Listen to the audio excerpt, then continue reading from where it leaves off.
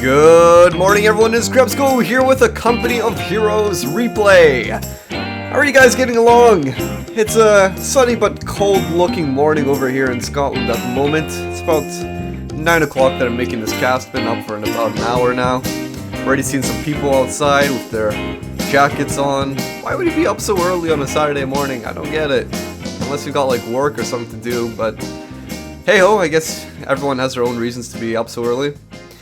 Today we're going to be doing a 2 vs 2 on the map Pointe du Hoc, and we haven't done this map in a wee while, I think, so you guys were wanting to see some different 2 vs 2 maps, and here we go. We're all going to be doing it on this one.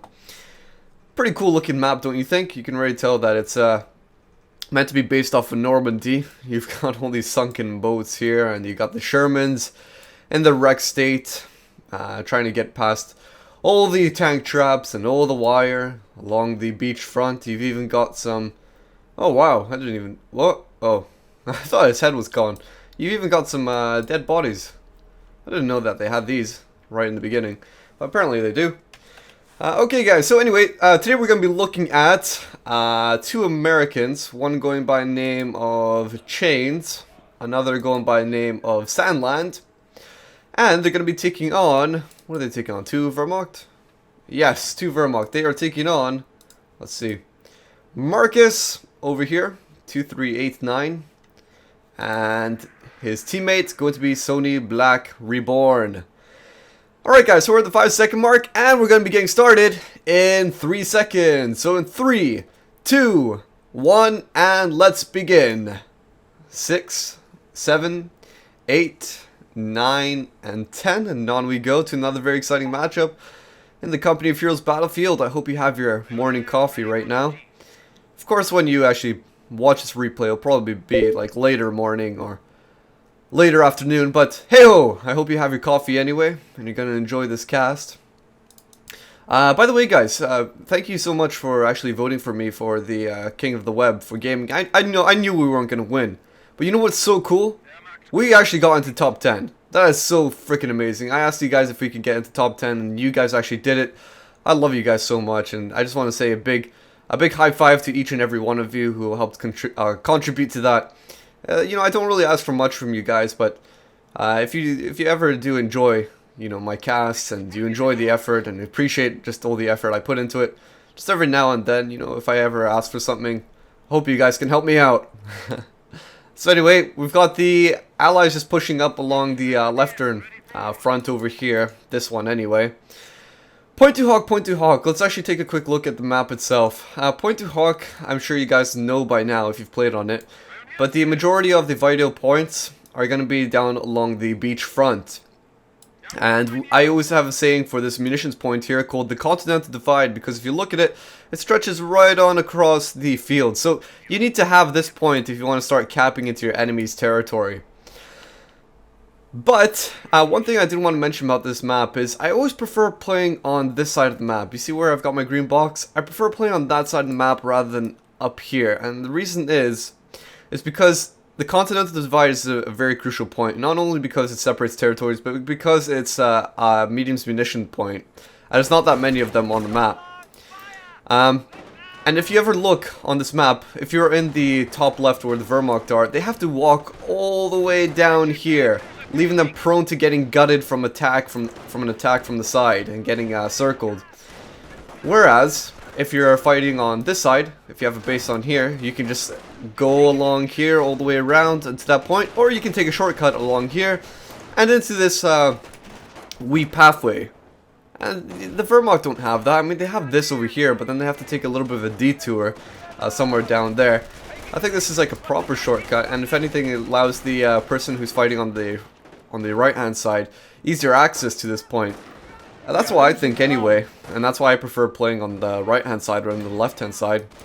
Just easier access to getting this munitions point. Okay, so we've got some skirmishes already going on.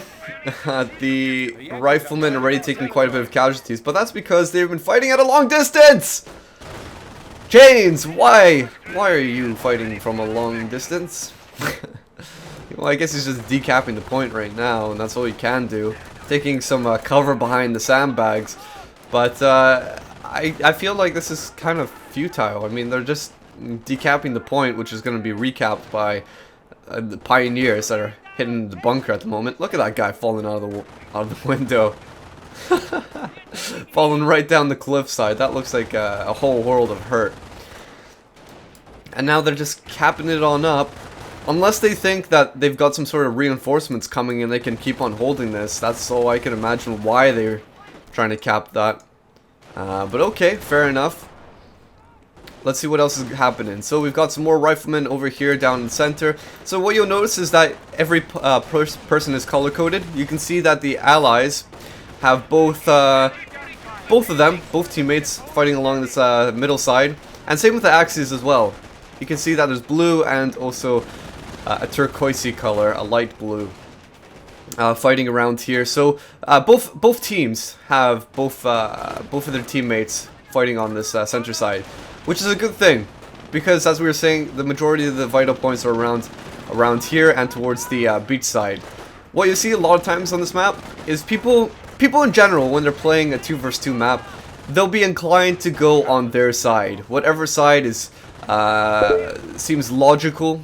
Where you would fight your opponent, that's where they would go. So for example, this Wehrmacht would fight this ally over along this hillside at the top, and that's what a lot of newbies and amateurs will actually do.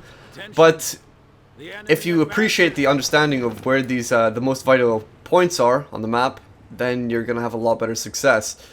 And that's why you should try to actually focus your efforts down in the middle and south side of the map rather than up north, where there's barely any points to even contest for. I mean, it's mostly, look at that, manpower points, isn't it?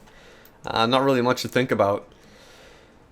Okay, so we got some mines coming down from Marcus over here. I was putting them down in a bit of a strange area, methinks. I think I'd rather prefer to put them, like, you know, around here, where the allies are coming in from quite commonly, but okay.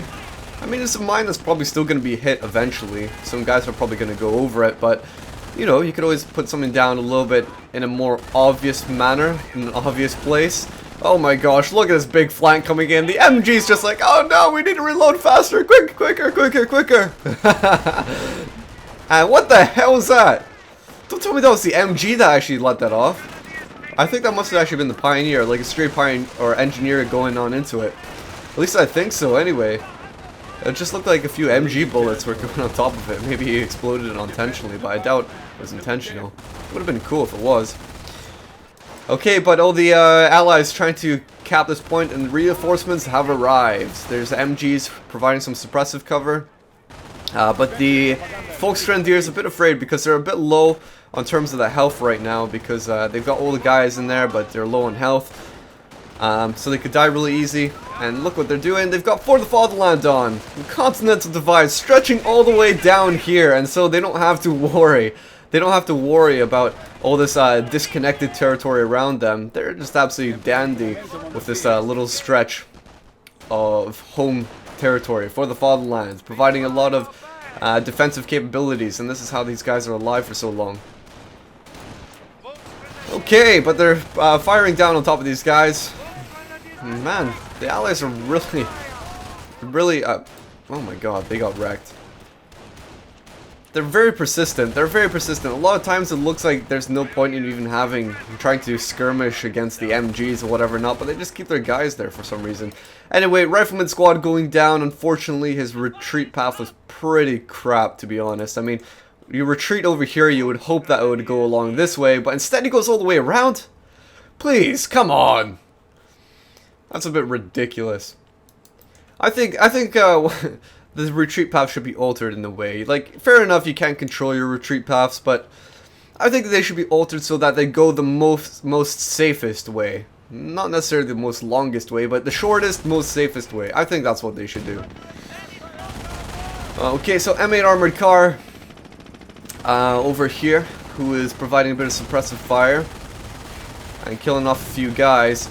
So this is the fast tech that we see from the allies. We noticed that one of them, I believe it was Chains, went for bars, and now Sandland didn't get bars, and instead he's gone up for a fast M8. So everything is a bit of a mess now. Everything is retreating back, because in M8 they don't have the capabilities to deal with it with MGs and a motorcycle.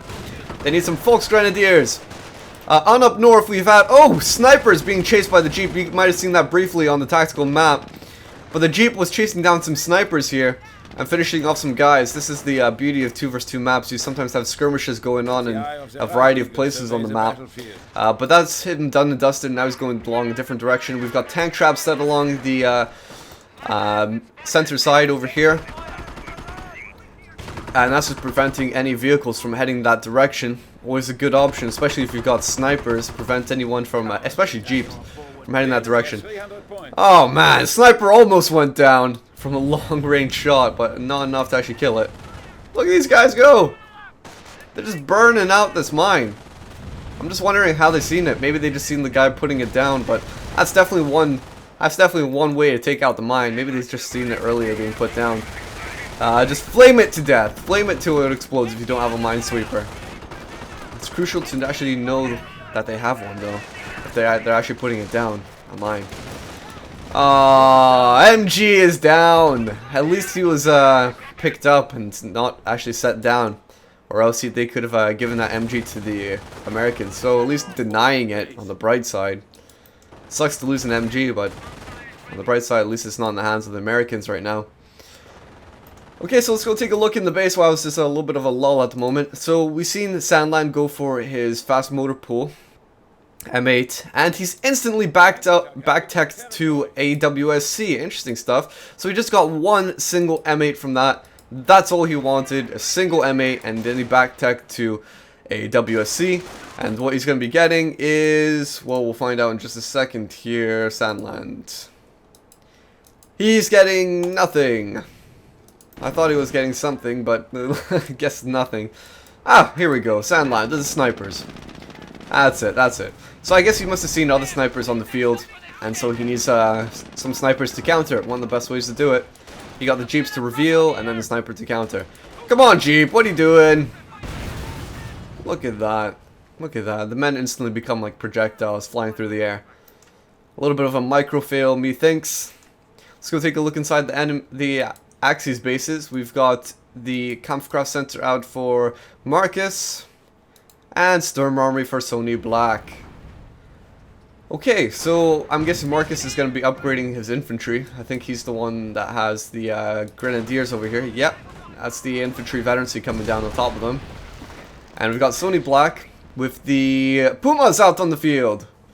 Alright, so we finally got our mid-game units showing, coming in force now. Making a presence on the field. Notice how this one has been actually upgraded. It has that Wehr anti-tank cannon on top of it. Not the most powerful thing in the world, honestly, it's not. But I think it's almost more like a move of desperation to actually upgrade that Puma like that. I mean, fair enough, you've got your Panzerschrecks here, but maybe he needs something that can run and gun, that has speed with it.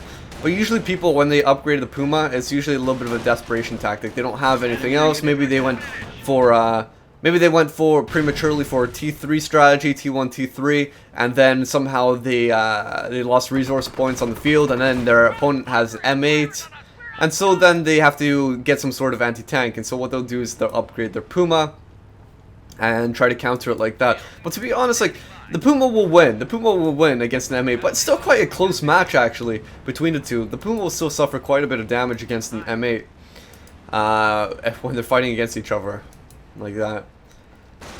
But yeah, it's kind of limited to the M8s and Stuart tanks, and that's about it. If you try to take on a Sherman, well, good luck. You'll get killed. Okay, so down south, we've got the Wehrmacht recapping the vital points. What's always a good idea is to barbed wire the points off. If you ever watch me in my live games, what I do is I actually take barbed wire. Barbed wire is free, obviously. I make the most of it. Honestly, what I do is I just make a big circle of barbed wire around a point. And that just denies anyone from getting it.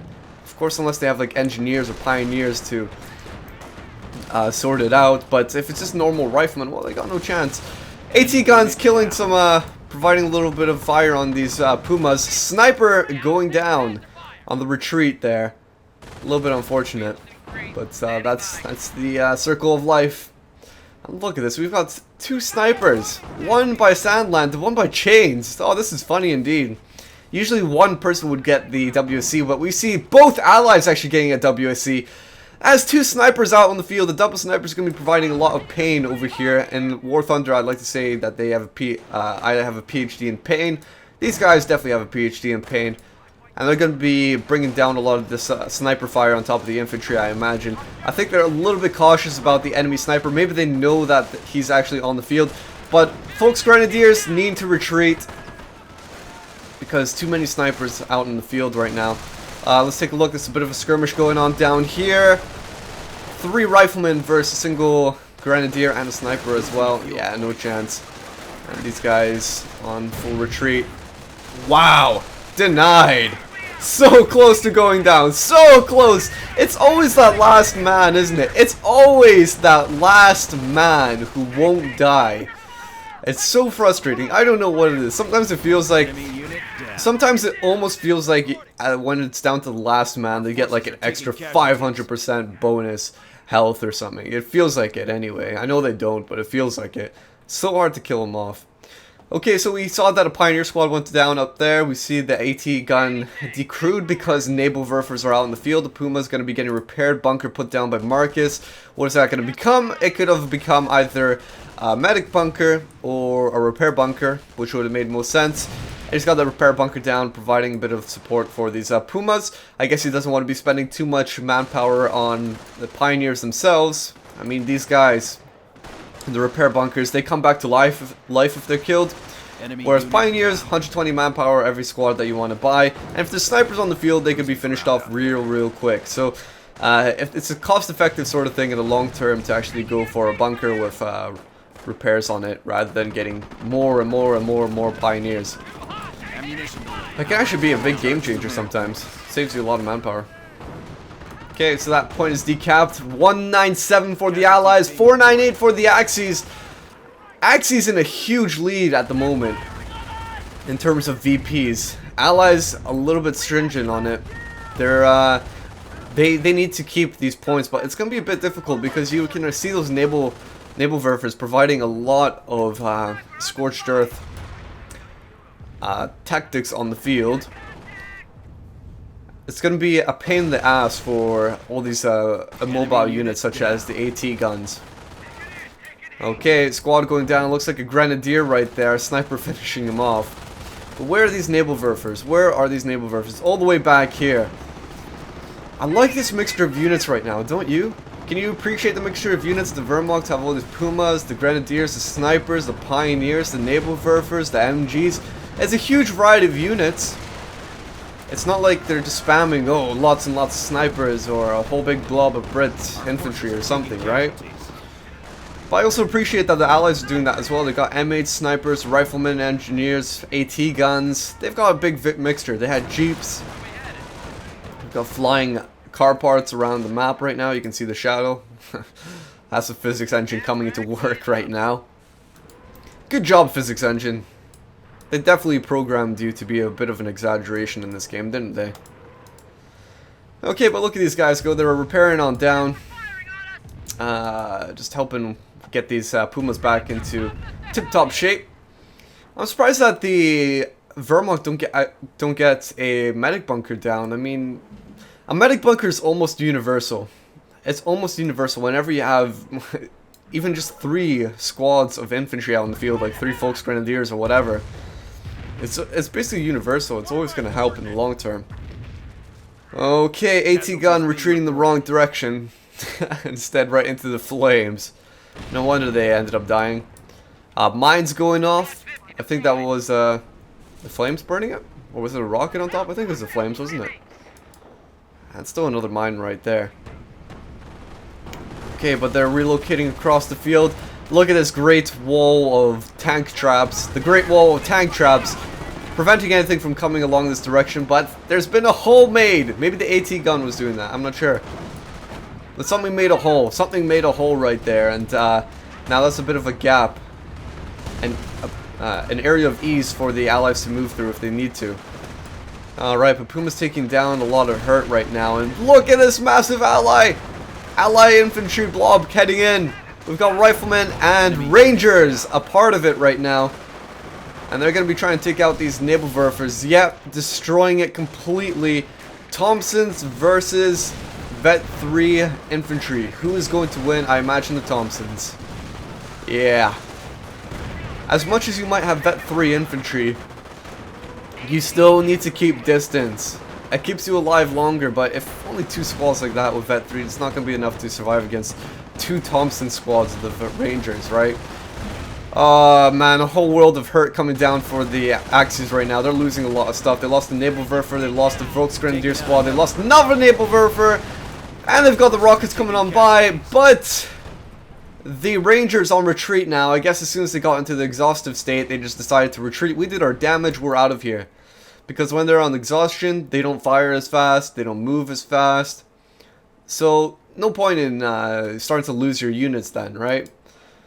Yeah, but they're retreating all the way back here. They've got the triage center up. They've still got pretty much full men inside their squads. Near enough, anyway. And they're going to be just getting them healed on up. So no losses.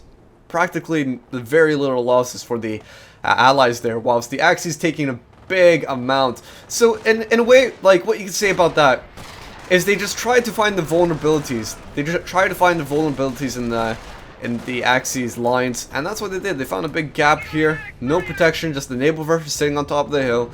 They moved it on up.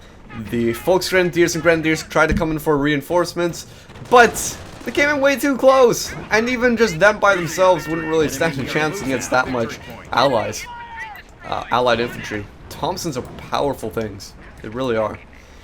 Bar on the field, MG on the field. We've got random guns strewn right across the map right now.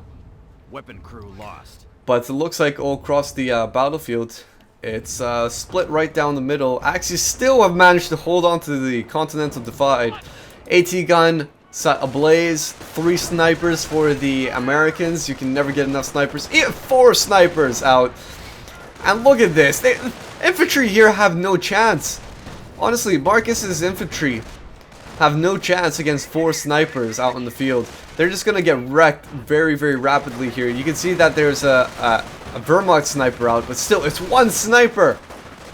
Yes, he can get a counter snipe, but it's still gonna be hard to keep this guy alive against 5 snipers now. Oh dear. Oh dear. He just got counter sniped. Marcus just got counter sniped. And now what we have is the Allies with 5 snipers, free roam. 5 snipers with free roam at the moment. Nothing to effectively counter them right now. But still, they're holding on as best as they can. They're holding on here. Surprisingly. What are these 4 snipers doing? They're just killing anything that comes along the hillside.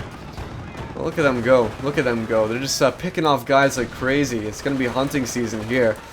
Talk about all the vengeance that they're going to be earning. Look at that! Look at that! They have no chance! Was it Marcus that went for... Was it Marcus that went for the defensive doctrine? Yeah, he did. Oh dear, I think we might have seen potentially a sniper go down there. I think we saw a sniper go down because I only see 3 snipers retreating at the moment. Actually, nope. We've got another one up over here. Yeah, they're fine. They're fine. They didn't go down. Sniper's still alive. Yeah, this is going to be a big toll on Marcus's manpower. I mean, he's still got a lot floating at the moment, but all those snipers that are killing his infantry, he's going to have to reinforce them, and that's going to be a pain in the absolute behind on manpower costs. M10 going down right now. Lucky for him, he's gone defensive doctrine, so he can just reinforce near any bunker. It doesn't matter what kind of bunker. It doesn't have to be a defensive bunker. It can be any bunker, so he can reinforce on the field over here. Quite a nice thing as well. I mean, it doesn't only help you, it also helps your teammate. So, if you go for a defensive doctrine, you can build a bunker, and it almost acts like pretty much a forward HQ. I mean, you can't build anything from it, but you can reinforce on the battlefield wherever you like, and you can also help out your teammate reinforce. So very useful stuff. We saw that other sniper out by the Wehrmacht. Panthers out by SonnyBlackReborn over here. Allies better feel lucky that they're not taking on PE right now, because the Panther battle group would have been 2 Panthers. At least that's just 1 Panther. And he's got Vet 1 at the moment. Okay. Okay. But I think the Allies still in the lead. They've got plenty of anti-tank right now with all these bazookas and all these AT guns. How many AT guns are you going to need? And how many snipers do you need, more importantly? Jesus. So many.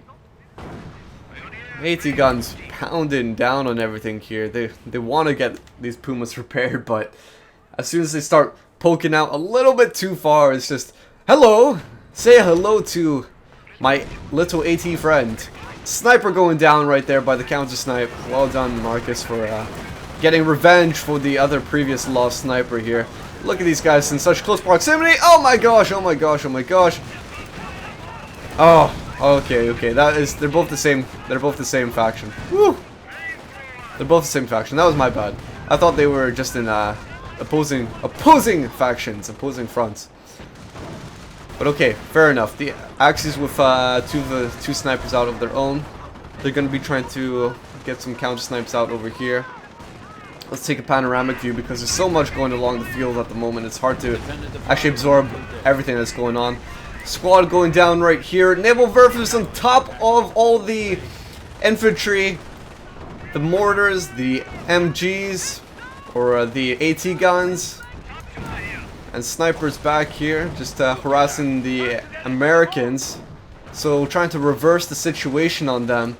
And look at that, the Allies' defensive line is crumbling apart now, isn't it? I think these naval Werfers help a lot. Honestly, they really do help a lot. They just burn anything that's in those areas. They do quite a bit of explosive damage as well. Both sides taking quite a bit of losses, but you can tell that the Allies' lines are crumbling a little bit here. Riflemen back onto the field, chasing away these grenadiers right now. Okay, but where's the American snipers now? Let's go on over to Sandland, is it? He's got 3 snipers out, so he hasn't lost any other snipers. He's got those 3 essentially moving around as if they were a squad right now. Okay, we'll have to see what happens with the fate of those snipers. Will they survive? We'll have to see.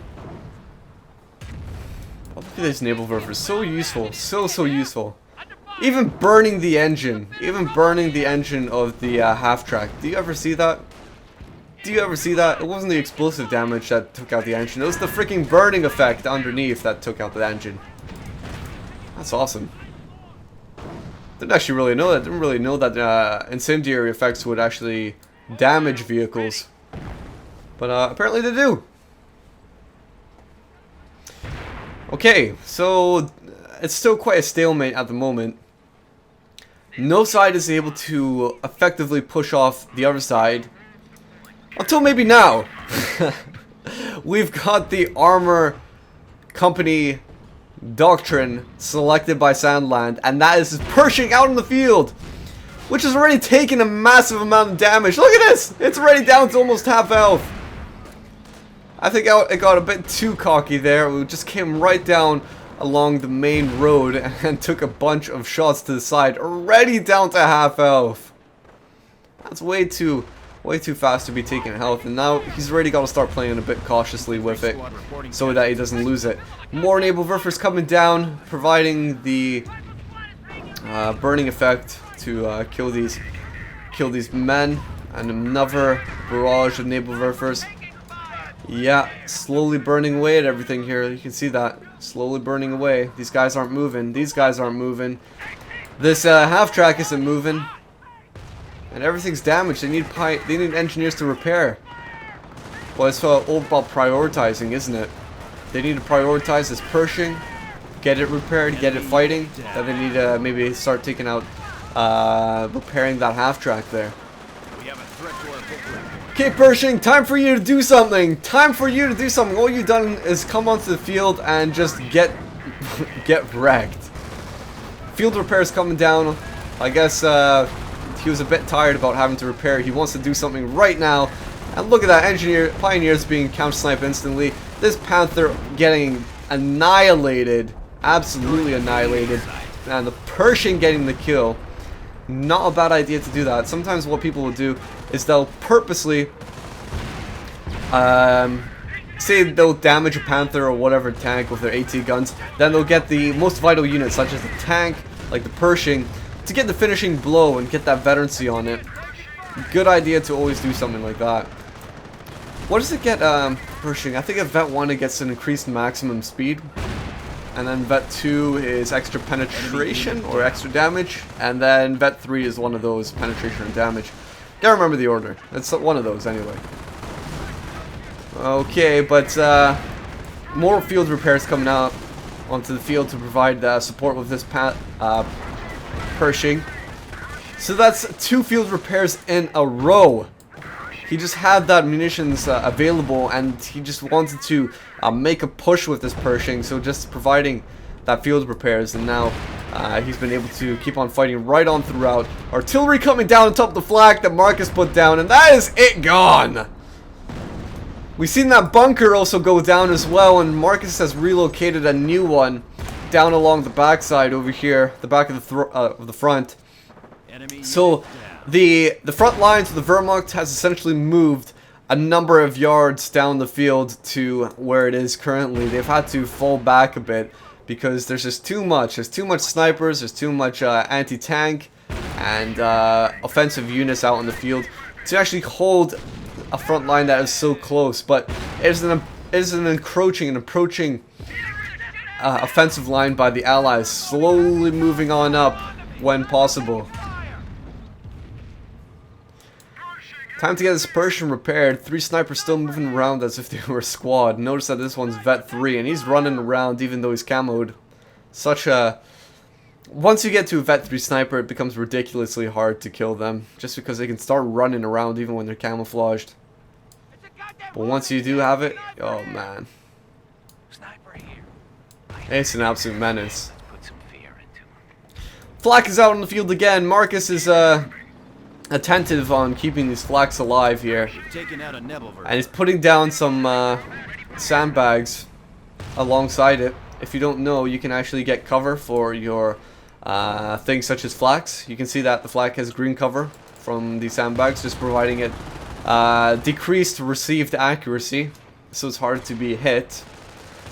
And I believe you can do that with other units like packs as well. I hope I'm saying that right. But you can definitely do it with the flaks anyway. Okie dokie. So along the field side, you can see that the Allies have effectively managed to take a hold of all the vital points on the map, including the very vital +10 fuel point. I mean, to be honest, for the Allies at this point, it's not really crucial if they have fuel or not. Look how much Sandland is floating, 474. That's the beauty about the Armored Company doctrine. You don't really need fuel. You can get the Pershing and Calliopes with manpower, but it's always nice to have a bunch of tanks and then use Allied War Machine. But if anything, the people who need it, that fuel, is the Axis. They need to build these tanks. They need to get veterancy, but they probably don't. I don't imagine so. Would have much fuel. Well, Sonny has quite a bit. He has quite a number. 114. What is he saving for? He's close to getting a King Tiger at the moment. You can see that right there, saving up his VPs. And Marcus, he has a load of fuel as well. So I guess no side really needs fuel. Maybe it's SonnyBlack that needs it the most, because he's the one that's building tanks. And that's one way to counter flak. If you can't destroy it, then just snipe it.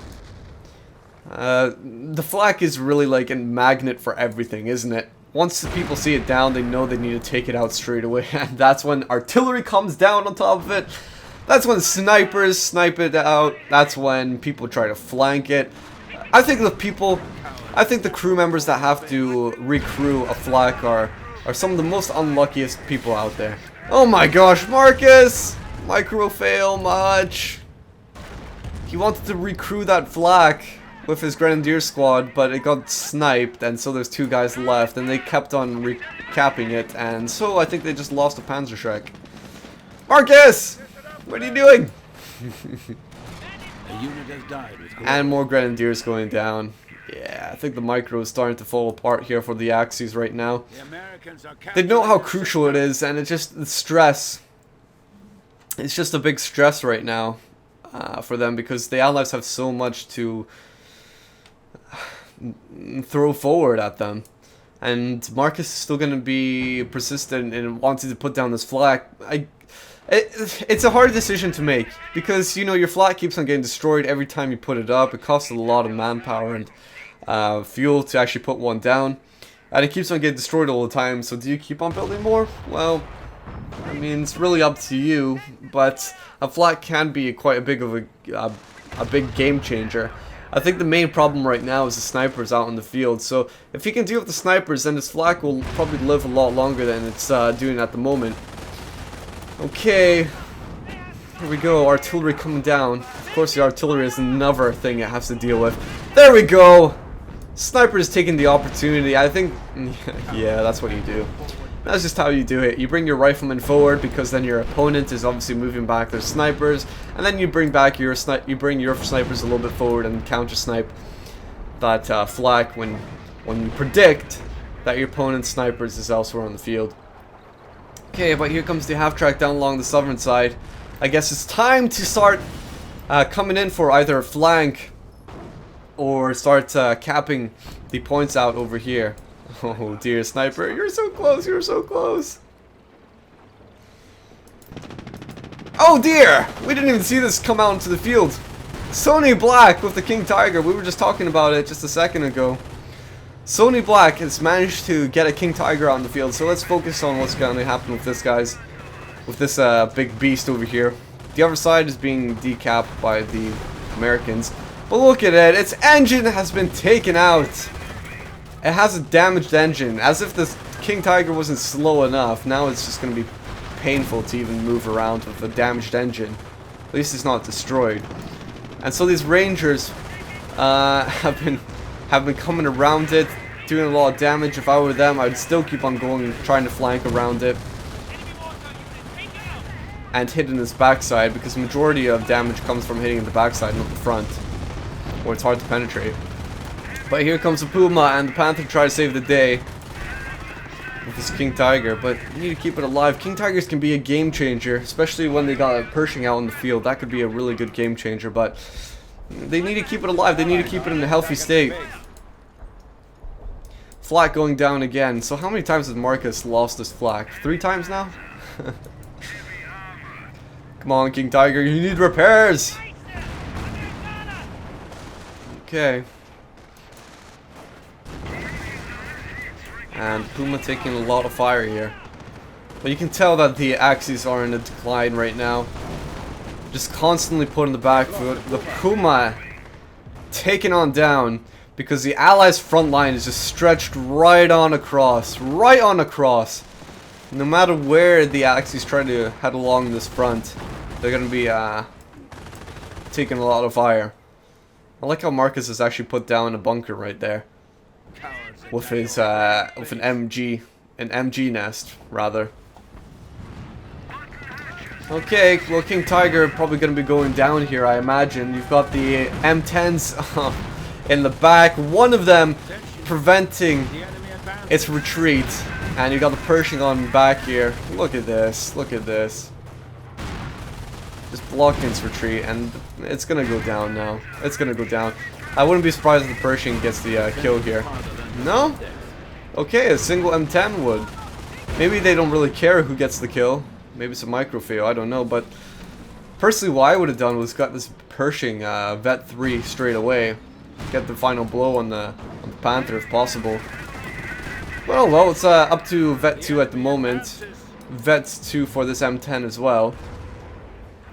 And all that Wehrmacht have left is just this one damaged Panther, a bunch of Nables.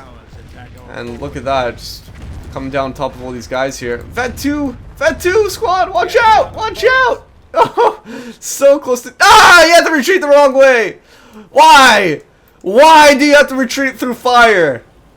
Do you honestly think you're Bruce Willis? Damn it. Vet 2 rifles went down there for absolutely no reason. Such terrible retreat paths, isn't it? We are losing territory. Of course, it's the shortest distance, but it's not the most safest. I wish they would retreat the shortest, most safest route. That's too much to ask for. Oh man, the King Tiger wrecked such a Such a solemn thing to see, isn't it? And another squad going down. And possibly an MG going down as well. It was close, it was close. Well, I guess the Axis are taking a few kills here and there against the Allies, but nothing major right now. Nothing to make a big counter. Wehrmacht are getting constantly pounded, they just keep on building more bunkers. Marcus is just building a bunker spam now. It's starting to look like Company of Heroes Online. But yeah, decapping the point, 107 for the Allies, 151 for the Wehrmacht right now. So the Wehrmacht have almost equalized with the Allies. They had a huge lead in VPs earlier on in the game, but it's pretty much equalized now. And here we go, a Wolfpack moving in. Whole platoon of tanks against one Panther. He's fucked. Oh dear. Yeah, he is screwed. And there's no other anti-tank to help. Ah! The end is nigh, my friends. The end is nigh. Artillery coming down. Panther dead. Nebelwerfer dead. Puma on retreat. But yeah, that's pretty much it. Well played coming down for Sonny Black. Good game, well played. Good game. Thanks. GG. GG! And so the Axis have fallen apart there. Yeah, that's it. Axis have fallen apart. May as well just speed this up until it's the very end. Just that last Panther. And they're just talking about a tournament because this is part of a tournament game. Oh dear, Clive even sealing the deal here. Okay guys, well it's just an annihilation now. For some reason Marcus has stayed in that long. Okay, I guess he was just talking, but there we go. That's the end of it. Axis have lost that match. What does it boil down to? What does it boil down to? Well, I mean, the Axis didn't play bad necessarily. Every side lost their own men. But I think the real pain in the ass was that the Americans had so many snipers. Marcus had lots of infantry. He had some snipers of his own, but the Americans just constantly, right on throughout the game, had a lot of snipers harassing like crazy. And if you can't take out those snipers, then you can't even start thinking about step 2, moving in on your enemy. Taking out those snipers is step 1, right? But at one point during like the mid-game, it was kind of like the Axis were making a comeback, didn't they? All the Nebelwerfer fire killed so much of the Allies. It looked like they were actually going to make a comeback. But unfortunately that didn't actually happen. All you can say about them is that they got a little bit outplayed. They got outplayed by the Allies. If they had to make a comeback, they would need to keep everything together. They'd need to have this King Tiger together with the Panthers and everything. And maybe then they could move in, soften up the enemy lines, and then move everything in. But anyway, guys, that is Krebsy for now. I hope you enjoy your morning, and I'm gonna have a big stretch. And until next time, guys, I will catch you all later. Right, here we go. 3, 2, 1.